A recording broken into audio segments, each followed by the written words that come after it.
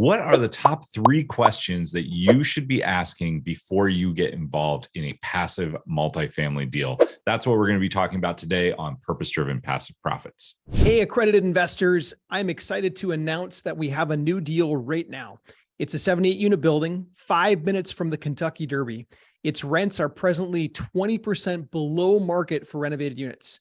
To learn more, all you need to do is go to homeinvest.com or click in the description below. Always consult with a tax advisor, financial planner, and/or attorney before making investment decisions. Having said all that, all you need to do to learn more is go to homeinvest.com or click in the description below.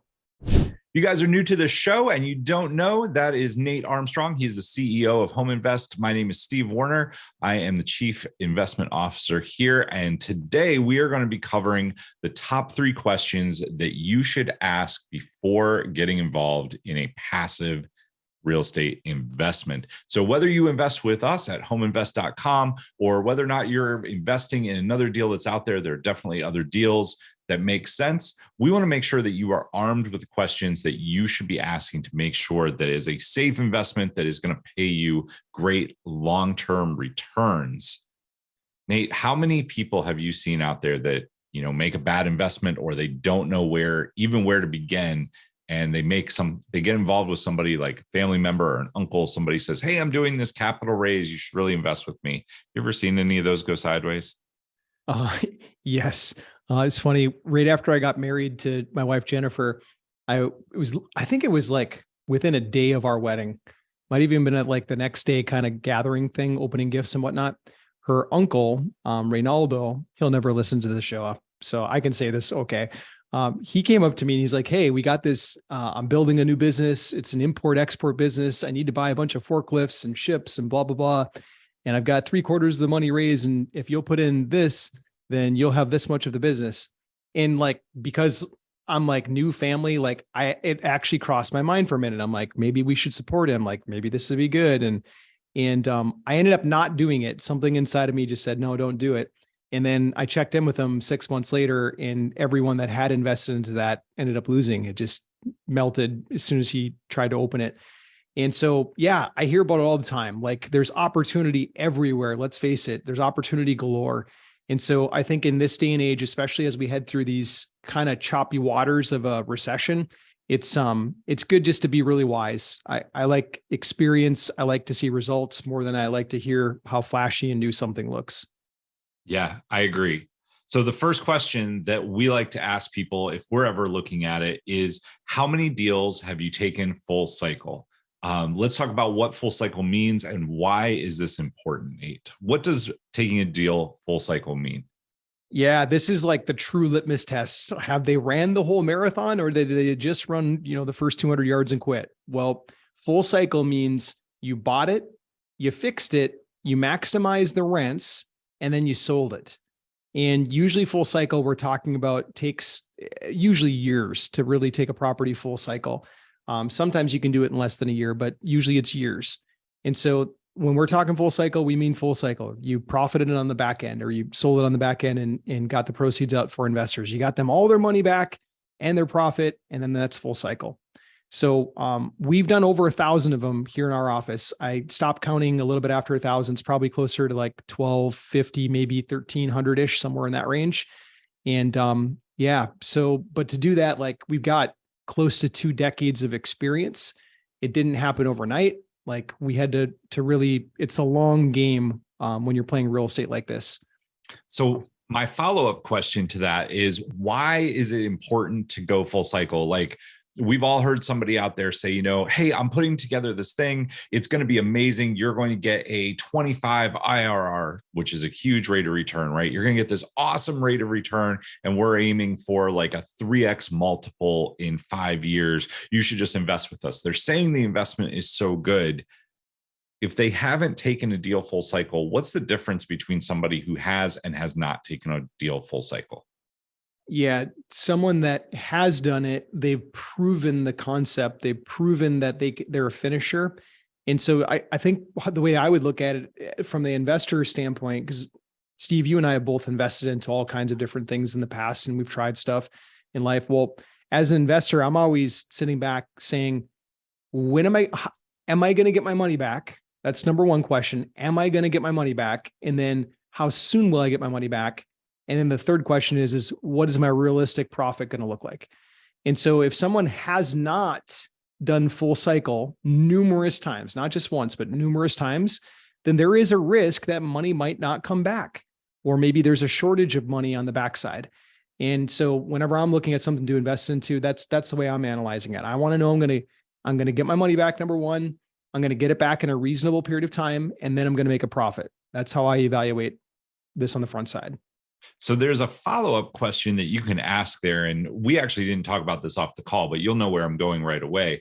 There's a follow-up question that you can ask to how many deals have you taken full cycle? And that is, have you ever had to do a capital call? So let's talk about what a capital call is, how that what does that mean to an investor, and why is that important to know?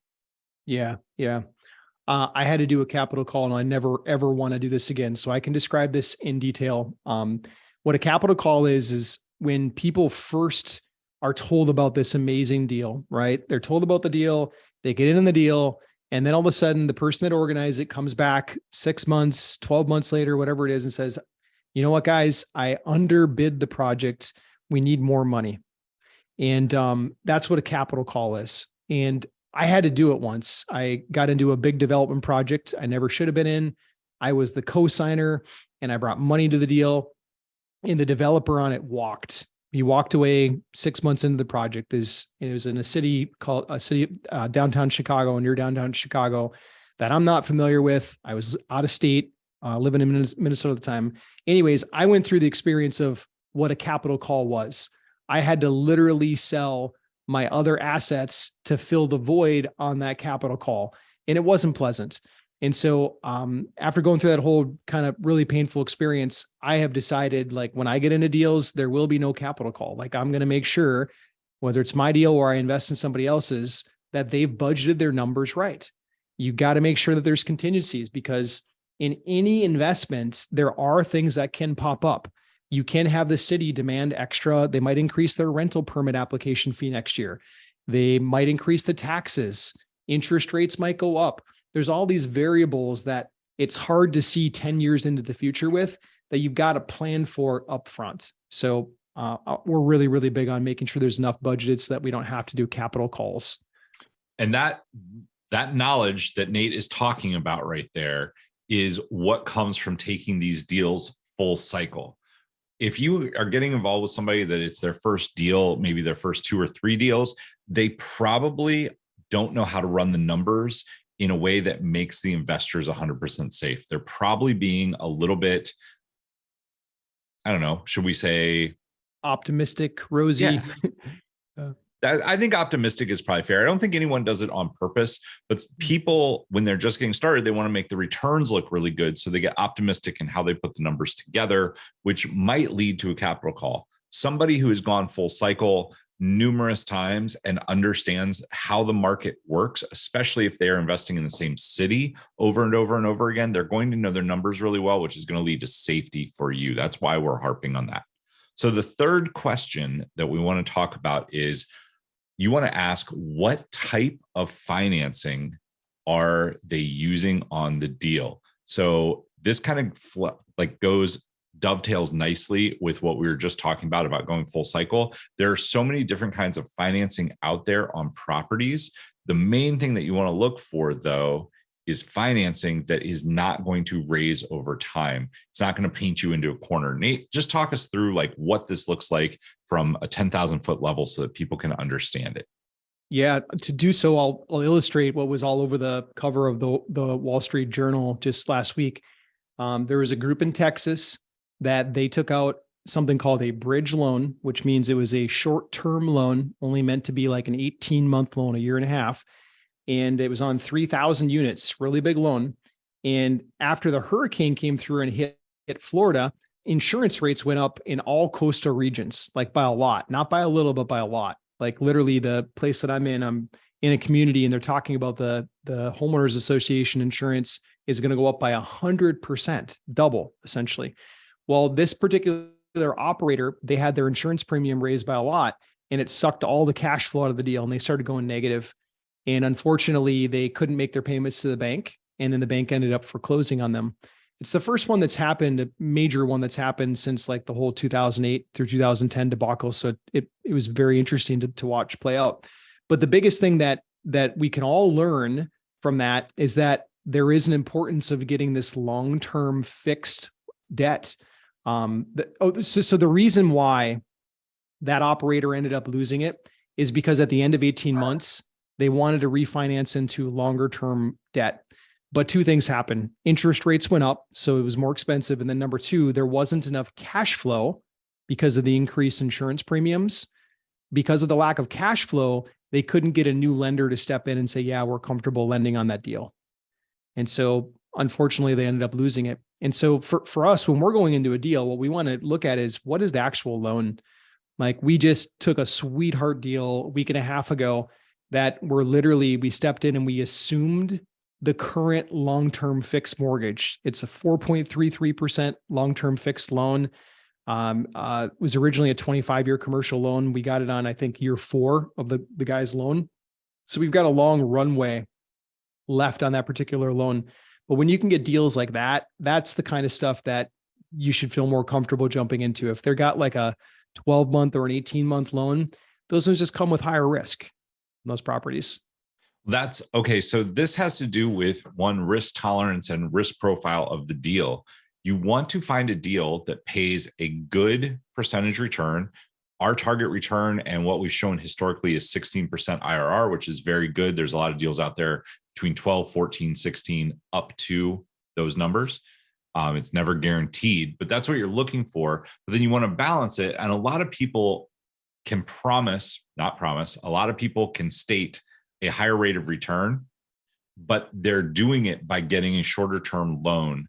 Especially, you see this a lot, like people that got the short-term loans a year ago, that now the adjustable rates are so high that if they come into those loans, it's when the rate goes up, the payment goes up, which means the cash flow in the deal goes down.